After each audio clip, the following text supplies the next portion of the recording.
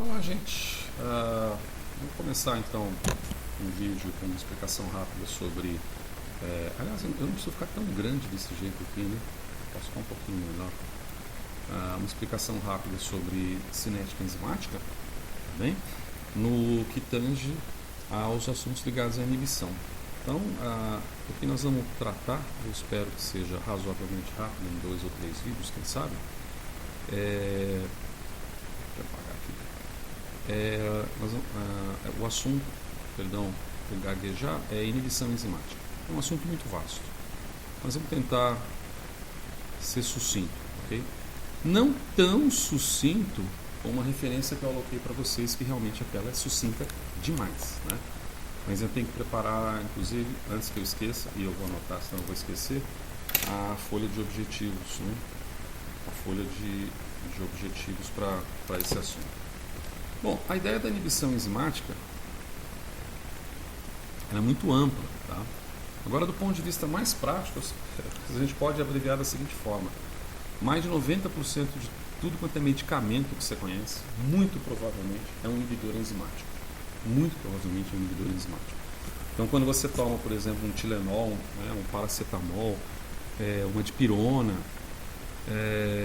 ou um remédio por exemplo, para reduzir colesterol, que são chamadas estatinas, são todos inibidores enzimáticos. Tá? Alguns remédios para inibição, né, de proliferação de células tumorais podem ser também.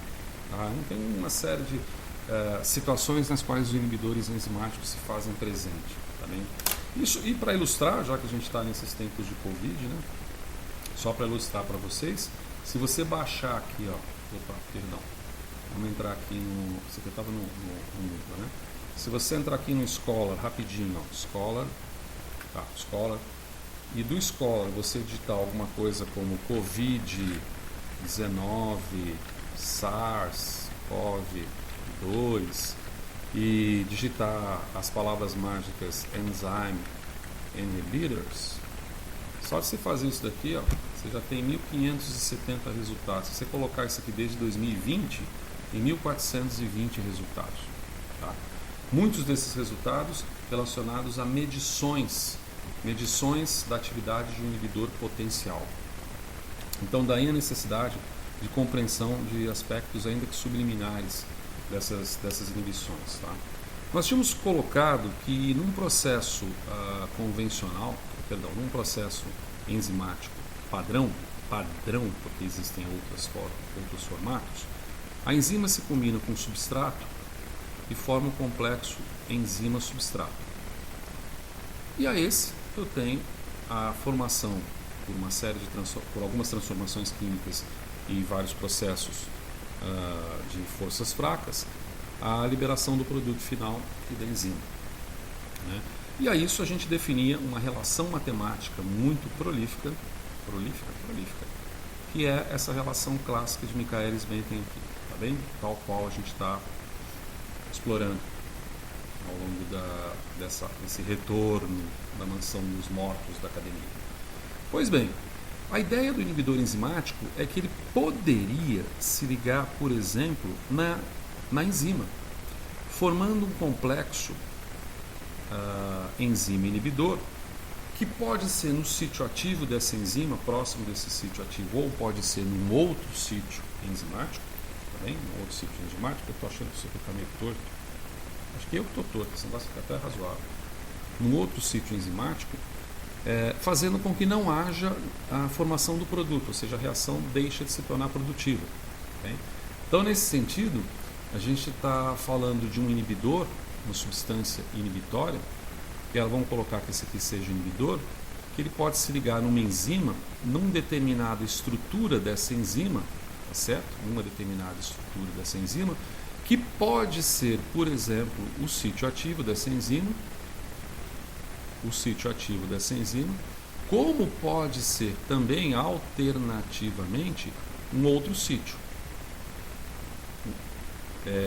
A gente viu que a combinação de inibidores com enzimas forma um complexo ES por um processo adsortivo. Então liga, desliga em equilíbrio. Da mesma forma, você pode ter um inibidor que liga, desliga em equilíbrio. Certo? Isso pode... Se aqui nós temos uma constante que nós definimos como... Vamos colocar como Ks, não, tá bom, vamos abreviar, vamos colocar como Km, não deveria, mas... Não, vamos colocar como Ks, tá? Definindo aqui Ks como sendo um equilíbrio entre... seria um equilíbrio de dissociação. Lembra daquela ideia? Eu estou colocando isso aqui em... Não, mas tá certo, aqui tá certo. Equilíbrio de dissociação, estou colocando entre colchetes aqui como indicando concentração.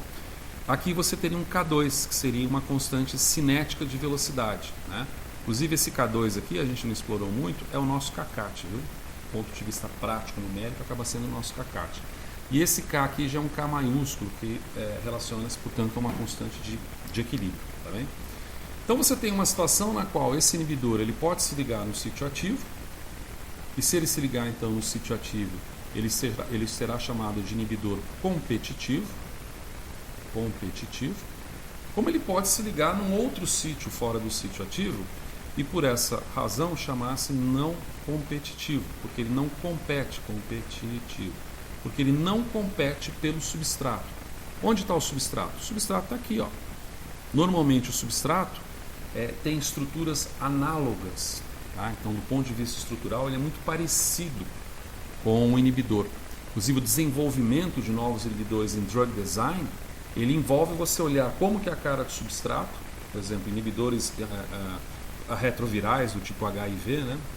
Síndrome de imunodeficiência adquirida e outros tantos.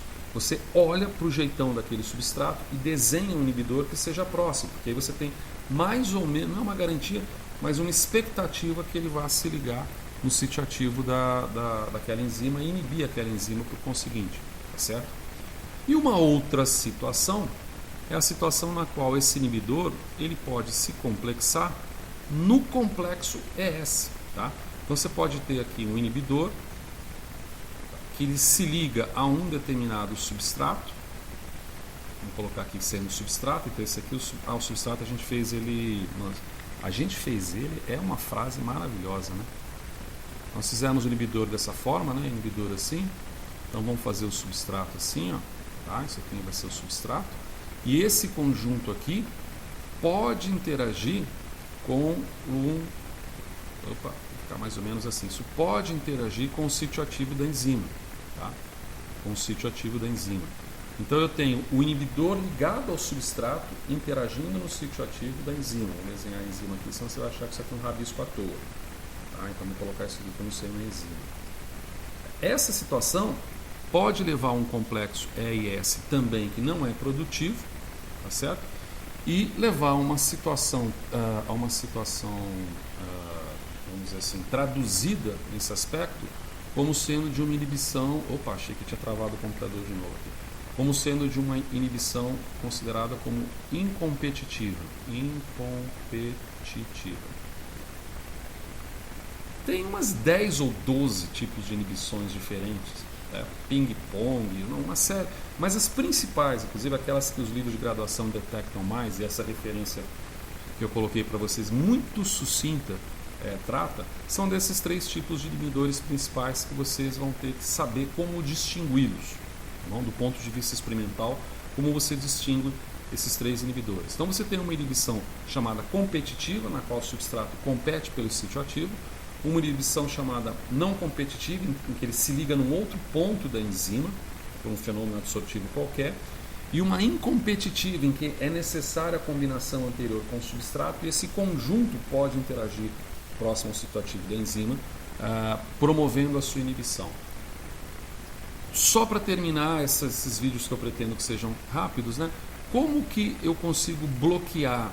Eu consigo entender que o inibidor liga no lugar do sítio ativo da enzima, não deixa o substrato ligar e eu interrompi o seu funcionamento. Consigo até entender que o inibidor pode se ligar também no substrato e esse conjunto ligar no sítio ativo, e como não era o substrato propriamente dito, você interrompe o funcionamento. Mas como que eu entendo que um inibidor que se liga fora do sítio ativo, ou seja, naquele modelo não competitivo, ele pode deteriorar a ação da enzima? A explicação é a seguinte: o inibidor competitivo ele pode promover uma mudança conformacional, tá? Uma mudança